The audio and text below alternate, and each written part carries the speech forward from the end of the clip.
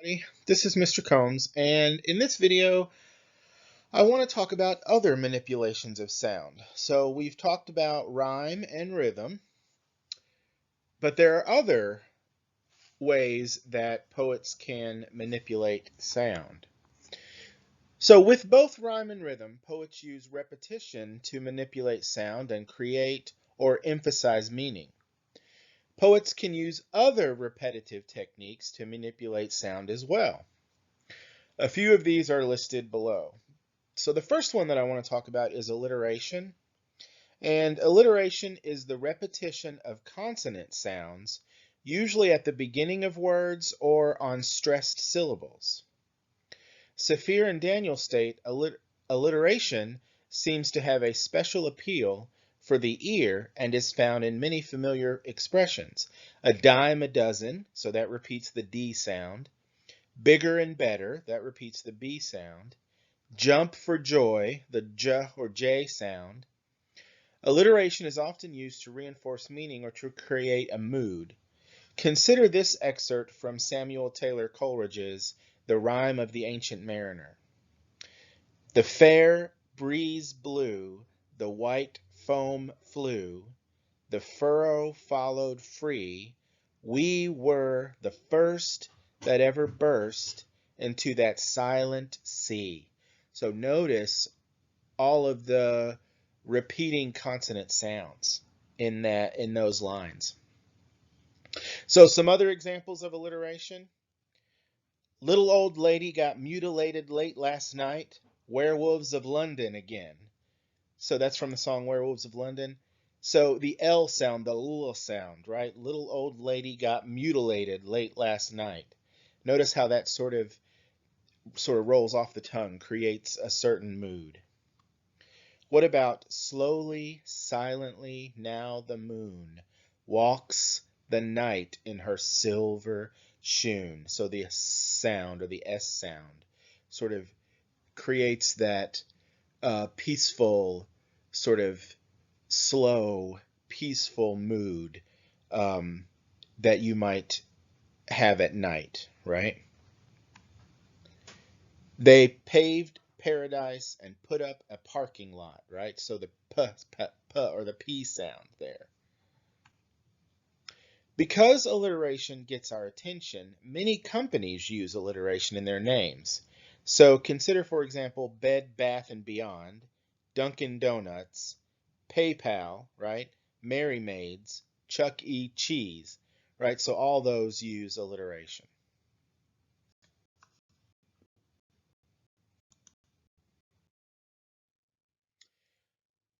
Another repetition of sounds is assonance. And assonance is the repetition of vowel sounds. Assonance can regulate the pacing of a poem or line of text. For example, long vowel sounds tend to slow the pace of reading, whereas short vowel sounds tend to quicken the reader's pace. This control of pacing is an effective device utilized by writers to create or indicate the tone and mood of a literary work. Let's consider these examples, and some of these examples are from raps, right? Rap artists, because using assonance can sort of, like we said, control the pace of reading, right? So if you want to be really, really quick, you're going to use the same vowel sounds. So, for example, this is not from a rap artist, but this is from the poet E. E. Cummings. On a proud, round cloud in the white, high night.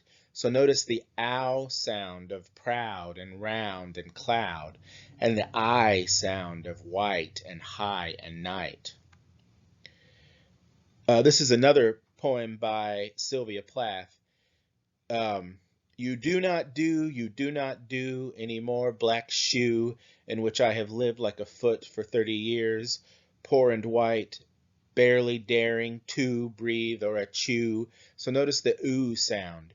You do not do any more black shoe. All right, here's some rap. So this is from Busta Rhymes.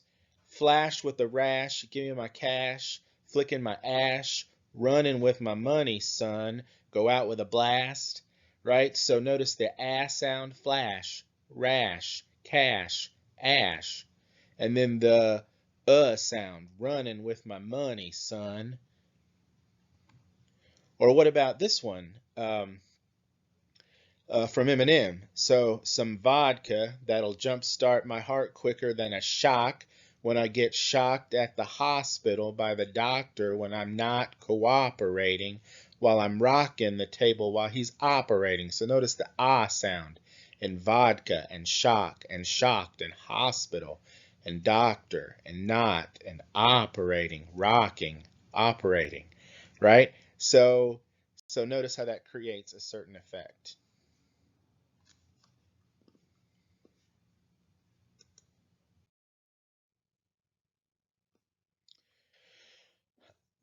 Another um, repetition of sound is a refrain. And a refrain is a repeated word, phrase, entire line, or stanza.